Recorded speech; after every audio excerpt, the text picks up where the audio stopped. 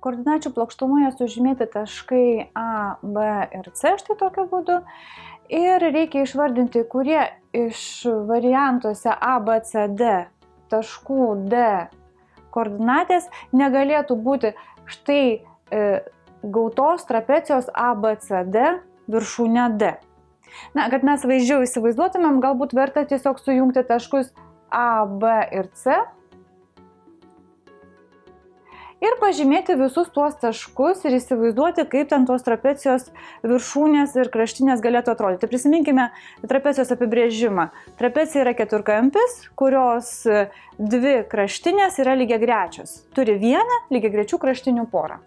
Na, pažymėkime tašką D, kurio koordinatės 2, 0. Taškas D, kurio koordinatė 2, 0. Štai šitoj vietoj būtų. Jeigu mes sujungėme A su D, ir toliau su C, matome, kad va šitos va dvi kraštinės yra lygiagrečios.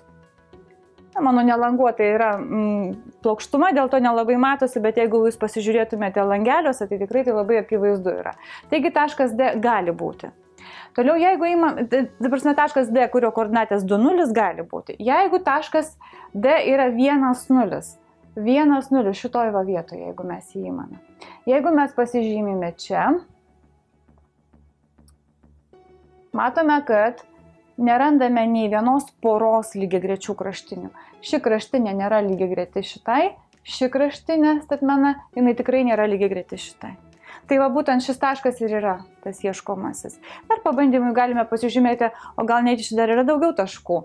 1, minus 2. Jeigu 1, minus 2, tai matome, kad šita kraštinė su šita yra lygiagrečios. Jau trapeciją galime gauti 0, minus 2.